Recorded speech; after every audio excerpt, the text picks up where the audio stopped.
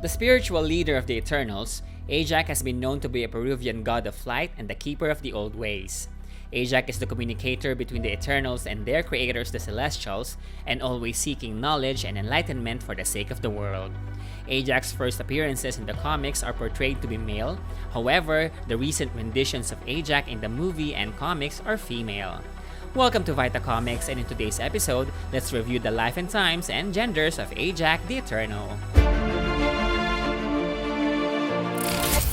Ajak first appeared in the second issue of the Eternals Volume 1 in 1976. Like any Eternal, Ajak can manipulate cosmic energy that can give superhuman strength, flight, cellular regeneration, discharge deadly energy bolts, and heat vision, telekinesis, and of course, telepathy. Ajak can also create space bubbles that can trap enemies and release death beams that also gather data at the same time. However, Ajak's unique capability that is not normally found on other Eternals is the ability to talk to Celestials, and the ability to heal other people. Like Icarus, Ajak was born in Polaria, which is somewhere in modern-day Siberia and the Ural Mountains of Russia. A million years ago, Ajak battled the ancient version of the Avengers, which included the Norse god Odin and the ancient versions of the Phoenix, Starbrand, Ghost Rider, Black Panther, and Iron Fist. During the reign of the Babylonian Empire in 2500 BC, Ajak was among the first Eternals who clashed with Crow, one of the primary leaders of the Deviants.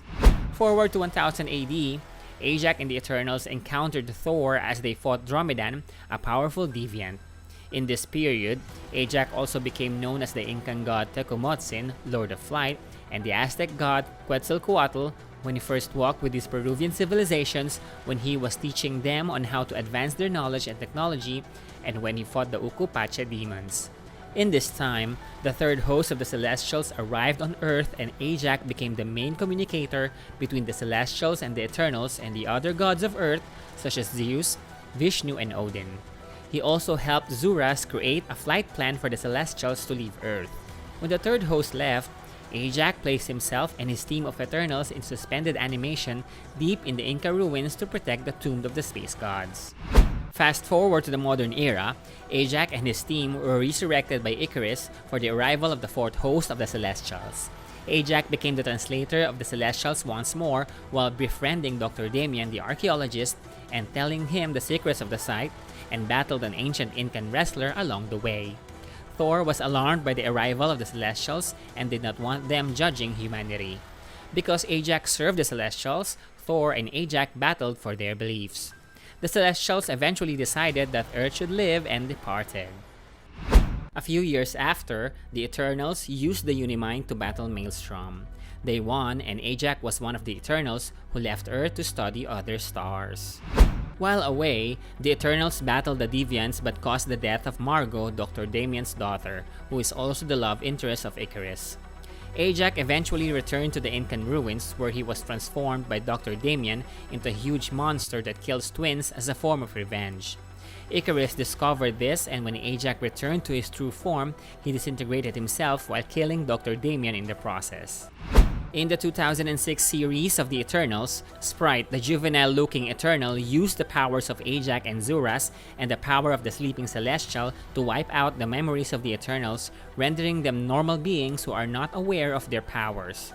Some eventually snapped back and Sprite was killed. Ajak later joined Hercules, Snowbird, Mikaboshu, Atum, and Amadeus Cho to form the group called the God Squad, to battle the Skrulls, who were actually also deviants of their local world transformed by Celestials. In the 2008 comic series of the Eternals, the dreaming Celestials stopped talking to Ajak but have started to communicate with Makari. This enraged Ajak and he shot Makari when the latter was attacked by the Forgotten One. However, when the young gods tried to battle the Eternals, Ajak saved Makari. Meanwhile, Druig raced to awaken the rest of the Eternals to join his side and fight Icarus. Icarus asked Ajak to infiltrate Druig's network. After the final host of the Celestials' arrival, the Eternals committed suicide after realizing the truth about their creation. In Eternal Celestia, Ajak was reborn, this time having a female form. Because she has spent almost a million years as the prime interpreter and diplomat of the Celestials, she had no more purpose when they left. When she found out that the Celestials are also talking to the Ghost Rider, it reminded Ajak of her hatred towards Makari and fought her. Lastly, in the Marvel Cinematic Universe, Ajak is also a female and is portrayed by Salma Hayek in the movie Eternals, directed by Chloe Zhao. Here, she is the leader of the group and has the abilities to heal humans and Eternals. She forecasted the re-emergence of the Deviants due to the resurrection of half of the population of the Earth because of the Infinity Stones. The sudden return of the population provided the necessary energy for the emergence to begin. Overall, Ajak is a powerful being who can toe-to-toe with Thor while having the capabilities of foresight and healing. Are there other Eternals you wish to be featured here? Tell us what you think and hit subscribe.